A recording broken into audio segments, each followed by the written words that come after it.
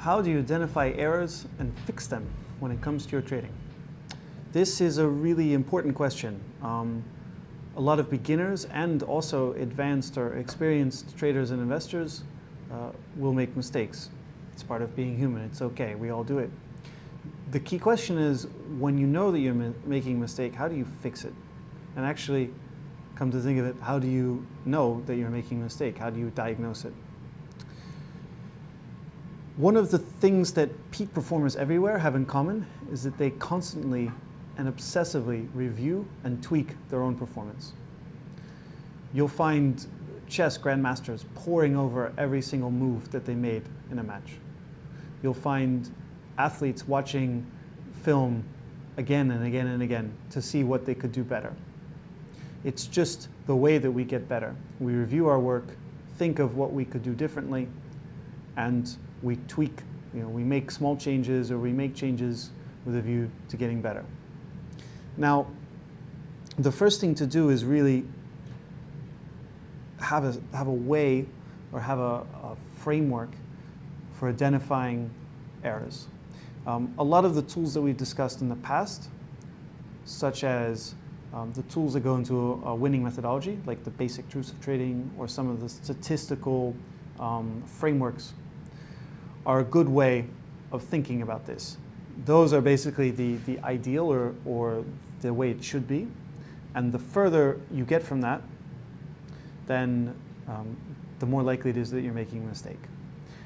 Another way of thinking about it is that you should craft a plan that makes a lot of sense, that's well researched, that's supported by research and a sound basis. And when you don't implement the plan properly, or when you implement it and the results aren't good, then you know where you're making a mistake. So if you can't trade the plan, then you need to learn to trade the plan. If you trade the plan well and it doesn't work, then the plan needs fixing. But you can only learn that by reviewing your work.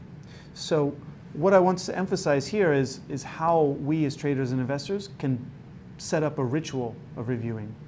The first is to make sure that you're tracking as much information as you can about your own results. Not just your P&L, not just your blotter in terms of trades that you executed and when and at what price and what you bought and what you sold, but everything you can. So if you have a checklist for getting into a position, make sure that you list every single item on that checklist and what triggered and what didn't. Make sure you list when you got into position and what you were thinking about when you would get out. And then track every single detail along the way. How the position performed, how it performed relative to its peers, how the markets were doing overall, what that meant. But the more data that you have, the more that you're following, you're tracking, then the more comprehensive your review becomes, the more thoroughly you can dive into your own results and take a look, figure out what's going on.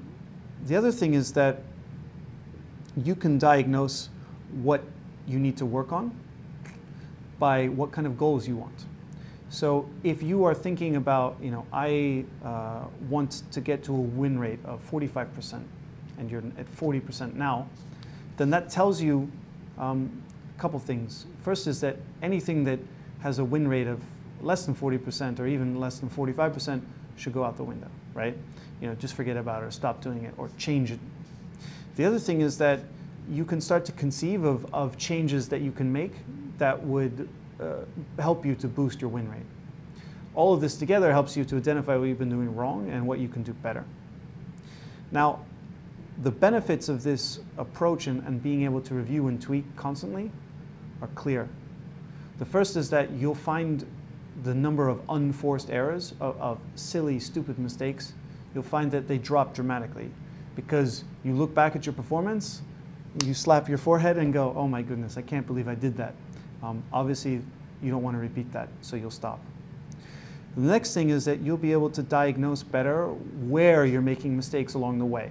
Is it that your plan needs tweaking? Is it that your execution of the plan needs tweaking? Is it that you have a mental barrier that's preventing you from taking more risk? Whatever it is, you'll be able to diagnose it. Then the last thing is you'll be able to take your mistakes or your bumps along the road and turn them into learning opportunities, because your review will catch them and you'll see where you've gone wrong, and instead of getting pissed off or depressed, you'll say, oh, okay, that's what I did wrong.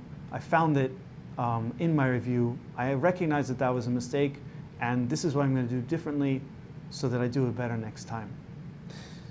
All in all, review and tweak is a fundamental, it's probably the most basic way to keep reiterating and to keep developing skill. And the better and the more comprehensively you can incorporate a review, and then you can constantly tweak what you're doing, then the more permanently your skills will develop.